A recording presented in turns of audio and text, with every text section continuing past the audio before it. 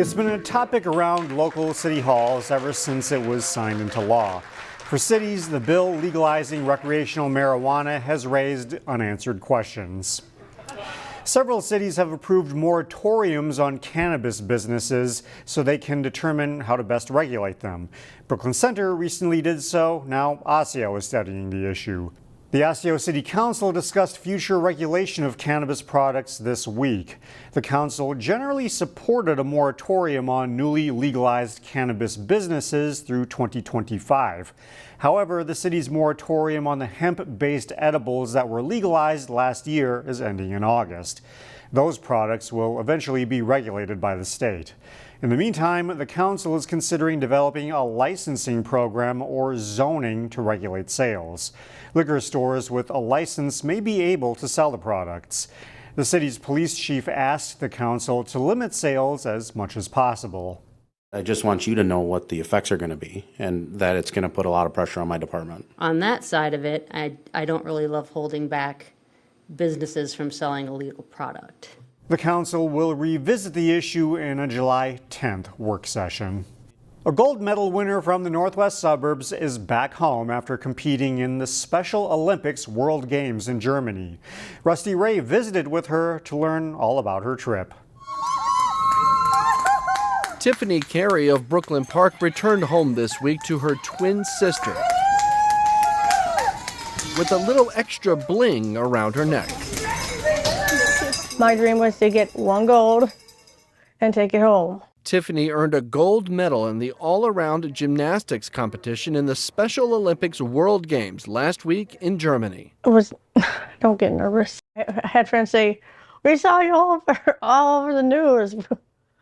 I'm like, well, they're like, "What was it like?" I'm like, oh my God, it was amazing to see people watching on TV. Also, a silver and 2 bronzes, a pretty impressive haul for the 49-year-old athlete. When I got on that stage to get awards, I'm like, oh my God, I'm taking home a gold, so I jumped up and down.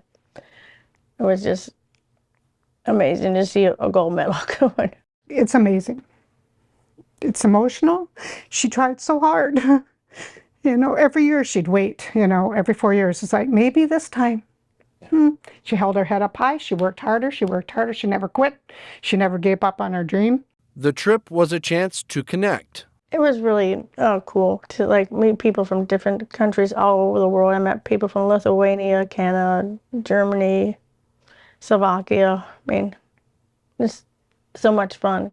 They also worked hard to make their families, friends, and supporters proud. I went and peeked in on some table tennis. I peeked in on some judo. I peeked in on some weightlifting, and some basketball. I mean, everybody gives it their all. There's no smile like an athlete playing their game. And to return home, a hero. When they got off the plane, the whole runway there was lined with Delta employees that had USA, USA. Just to fulfill my dream, after 32 years I've wanted to go to a World Games, and I got my World Games. And she added to her collection of medals. In Brooklyn Park, Rusty Ray, CCX News. If she can, Tiffany would love to also compete in the 2026 USA Games, which just so happens to be right here in the Twin Cities. It seems like there's an app for everything these days. Now there's a new app that's making a big difference for nonprofits.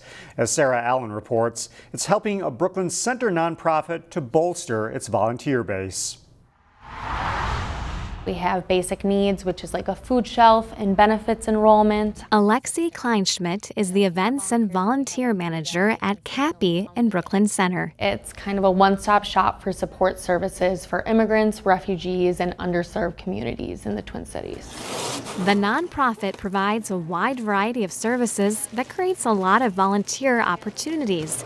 But lately, finding volunteers to fill those spots has been harder to come by. I think people, whether be busy with their lives or just, nervousness post-COVID, or they're out of the habit of doing that community work, we have seen a decrease and a harder time getting, volunteers in consistently. So as we open up the app, the first thing that you see is... That's where a new app comes into play. The Kindly app is designed to make it easier for people to know about volunteer opportunities at CAPI and currently 6 other locations, including the Food Group in New Hope. Being able to see, volunteer opportunities at huge groups like the Food Group and CAPI in one place makes it easy to figure out, well, what fits my schedule today if I just want to randomly volunteer. The date, time, and place of the volunteer opportunity is listed on the app. And this shows all of the different volunteer opportunities. The app makes volunteer registration easier since you only have to create one profile to help at any of the partner nonprofits instead of creating separate ones. Right now, in terms of the information that we collect, it's just email,